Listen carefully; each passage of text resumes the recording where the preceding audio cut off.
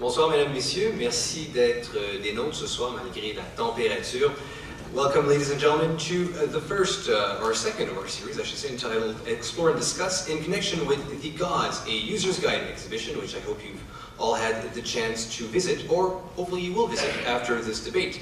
Cette conférence, la deuxième de 4, s'inscrit dans le cadre de l'exposition Dieu, mode d'emploi, que vous avez peut-être, je l'espère, eu la chance de visiter. Je m'appelle Hugues Baudouin-Dumouchel et j'ai le plaisir d'être votre maître de cérémonie pour ce soir. This evening we're hosting a panel of experts and exploring the topic of religion in public institutions. Le thème de ce soir, la religion dans les institutions publiques. Pour en discuter, nous avons fait appel à 4 spécialistes du domaine. First, we will hear from Dr. Jim Beckford, who is Professor Emeritus at the University of Warwick and is on the Executive Committee of the Religion and Diversity Project, which is our partner for this event tonight. Dr. Beckford is an expert on religion in prison, specifically the ways in which prisons do or do not accommodate religious minorities in terms of access to chaplaincy services, meal restrictions, and etc. And next we will hear from Dr. Cheryl Reimer-Kirkham from Trinity Western University. She is Professor of Nursing and Director of the Masters of Science in Nursing program and directs a major research project on religion and health. And then we will hear from Dr. Remy Warner, who is a Senior Policy Analyst at the Ontario Human Rights Commission. His current areas of focus at the Commission include human rights relating to religion and creed, human rights organizational change and policing, and human rights for Aboriginal peoples in Ontario. En dernier lieu, ce sera au tour de la professeure Pascale Fournier, vice-doyenne à la recherche, professeure agrégée de la Faculté de droit section droit civil de l'Université d'Ottawa et titulaire de la chaire de recherche sur le pluralisme juridique et le droit comparé. Madame Fournier fait partie du Religion and Diversity Project, notre partenaire, et a beaucoup écrit au sujet du lien entre la religion et la loi. Entre autres, elle explore les défis que pose la religion pour le système judiciaire canadien, tant dans la sphère publique que dans la sphère privée. Alors, nous sommes très heureux d'accueillir ces experts pour qu'ils partagent avec nous ce soir le fruit de leur recherche. Nous croyons que l'exposition Dieu, mode d'emploi est une occasion toute désignée pour offrir une tribune à ces chercheurs et discuter de leurs découvertes. We are extremely happy to welcome these scholars on our stage. We believe the Gods, a User's Guide exhibition is the best platform to give a voice to experts and to have a discussion about their findings. Our evening tonight will unfold as follows. First, we will hear up to 15 minutes from each panelist as they explain their area of expertise and they share their findings. And next, we will have a roundtable discussion on some key areas that our panelists have touched on, and then we hope to hear from you, from the audience. We have given you a card on your way in this evening. If you have a question, please write the question down and pass the card to your neighbor, who will then pass this card on until the end of your row. And people at the ends of the row, well, you have a job to do tonight. You will put the cards on the floor beside your seat. Simple as that. Our host will go by after the 4 speakers have had the chance to share their findings with us. And we will sort through the questions and share as many questions with the panelists as we have time for. Ainsi, après les allocutions de nos invités, qui dureront environ 15 minutes chacune, nous discuterons ensemble selon le format d'une table ronde, et puis ce sera à votre tour de poser une question en lien avec le sujet, question que vous aurez écrite au préalable sur les petits cartons qui vous ont été remis lors de votre arrivée. Et nous allons essayer de poser autant de questions que nous pouvons, et ces questions peuvent être posées bien sûr dans l'une ou l'autre des langues officielles. So let us get started this evening with our first presenter, Dr. Jim Beckford. He will speak to us about how, although we understand that the practice of one's religion is widely regarded as a human right, the rules do not necessarily apply to those in prison. This presentation will consider how far the prison systems of France and England and Wales are willing to accommodate inmates' religions. Beckford's research on religion in prisons in Britain and France has been the inspiration for a similar research project, still in its infancy, in Canada. Without further ado, Dr. Jim Beckford.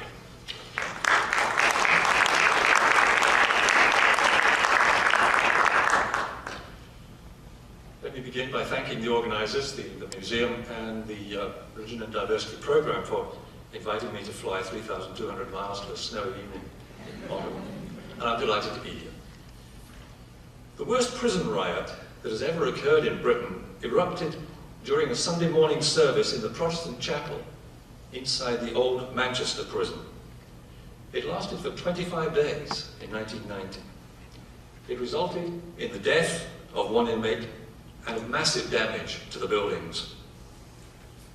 Religion does not often spark disorder on that scale, but it does present some interesting and important challenges.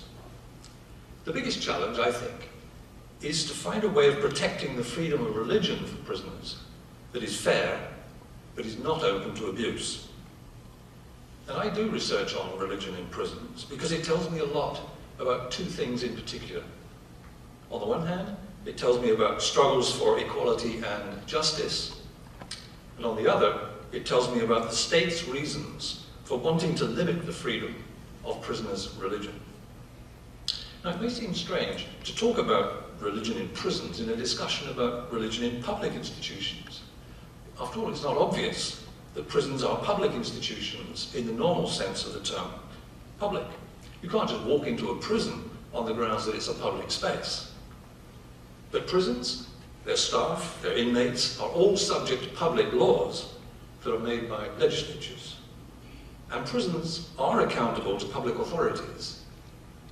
So this is the sense in which prisons, in all the different forms that they take, are public institutions. And what's more, the law in many countries insists that inmates must be free to practice their faith in prisons. Even in countries like France or the United States, where the state is forbidden to get entangled with religion, inmates are supposed to be provided with opportunities for religious practice. Now, why is that? I think there are two main reasons why the law in many countries insists on the freedom of prisoners to practice their religion. The first reason is that religious freedom figures prominently among the international and national codes of human rights. And in principle, human rights do not cease to apply at the prison gates. They carry on inside the prison, in theory. So that's one reason. The second reason is that prisoners, like military personnel who are on active duty, are not able to participate in the activities of the mosque, the church, the synagogue, or the temple in which they would participate if they were living in their neighborhoods. So the state is under an obligation to ensure that alternative religious facilities are made available in prisons, as well as in military establishments. So religion is a regular feature of life in prisons. More than that, and this may surprise you, the level of religious activity in prisons, I think, is higher than in the world outside prisons. It's very common for inmates with little or no experience of religion before entering a prison to develop a personal interest in religious and spiritual questions. And the proportion of inmates regularly attending organized religious gatherings in prison is much higher than among people of comparable age and social background outside prisons. So jailhouse conversions are not just the stuff of popular myth. But I have to add also that bogus religions, fraudulent religions, and religious gangs also operate in some prisons. I'm not going to go further down that road. So, prisons are places with a lot of talk about religion, a lot of religious behavior, religious meetings, religious groups, religious personnel, religious spaces, religious literature, and so on and so on. All of these things I find intriguing and important in themselves because it's religion in a public institution. But for me as a sociologist, the most interesting questions are about the regulations that govern the practice of religion in prisons. The regulations. Well, what's so interesting about the governance of religion in prisons? Well, prisons are places where you can see most clearly how states manage religion. How states manage religion. States cannot afford to ignore religion in prisons. So prison officials have to implement policies and procedures that should be respectful of prisoners' rights to the freedom of religion. But the same officials also have to ensure that the practice of religion does not threaten good order and security.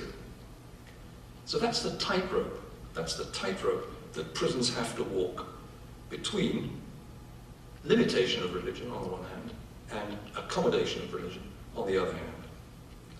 And they accommodate religion, but only up to a point. This means that limitations have to be imposed on what is permitted and how it is practiced. But the question is, where are the limits placed? And why are the limits placed where they are in prisons? Now, I hope you'll get a good idea of how difficult it is to strike this reasonable balance between accommodation and limitation of religion in prisons if you compare the prison systems of different countries. And I'm going to concentrate on just two countries here, the contrasting cases of France and Britain. I'm actually going to talk about just England and Wales, that part of the United Kingdom, but for ease of speaking, I'm going to call it Britain. And I'm going to concentrate on these in order to show how two very different national prison systems facilitate and regulate inmates' religious practices. There isn't time to deal with all the different types of prisons and prisoners. For example, it would take hours to do justice just to the different ways in which male and female prisoners tend to do religion and to have religion done for them in prisons. I'll begin in France. France, as you know, is a secular republic. It's laïque. That means that it insists on the equality of all its citizens, and therefore it refuses officially to recognize differences of ethnicity or religion in its institutions. In fact, since 1968, it has been illegal even to collect official statistics about religion and ethnicity in France. Britain, by contrast, and it's only 25 miles away from France, is home to two established churches, Church of England, Church of Scotland. 26 bishops of the Anglican Church sit in Parliament. About 1/3 of state-funded schools are run by religious groups. 1/3 of state-funded schools are run by religious groups. And religious groups often act in partnership with the state to deliver social welfare services. Now the question is, how do these differences between France and Britain, these really sharp contrasts in the relation between religion and the state, affect the practice of religion in the prisons of France and Britain? I'm going to pick out for you just three striking differences, I think, between the practice of religion in the prisons of these two countries. First, the level of organised religious activities is much higher in British than in French prisons. The Prison Service of England and Wales formally recognises a large number of faith traditions, but not the Church of Scientology and not the Nation of Islam, the so-called Black Muslims. It registers the religious identity of all prisoners, and it accommodates religious diets and religious festivals. French prisons interpret laïcité, that notion of republican secularism. French prisons interpret laïcité to mean that none of those things is possible or permissible inside a French prison. So that's the first contrast. Second, there are 139 prisons in England and Wales, and they are all required by law, the Prison Act, to have at least one full-time Christian chaplain from the Church of England by law. In addition, there are now about 50, or slightly more than that now, 50 Muslim chaplains who are employed full-time in the prisons, and one Sikh chaplain who works full-time in London prisons. Almost all prisons have multi-faith spaces in Britain. But on the other side of the English Channel, La Manche, if you prefer, what do we find? We find that, well, there are 191 penal establishments in France, but they have relatively few full-time chaplains of any faith, mostly volunteer ministers. And space for religious gatherings in French prisons is actually hard to find. So that's the second contrast. Third, by law, British prison chaplains are required to visit inmates in segregation cells, the punishment cells, and in hospitals. And chaplains can serve on prison committees, as well as being